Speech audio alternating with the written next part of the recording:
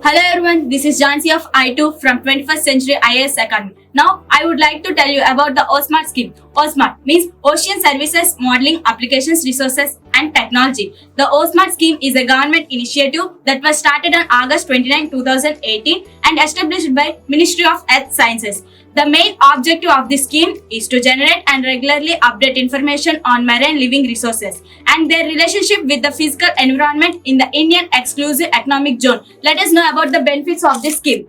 Currently, 5 lakh fishermen community are receiving the related information daily through mobiles, which includes allocations of fish potential and local weather conditions in the coastal water.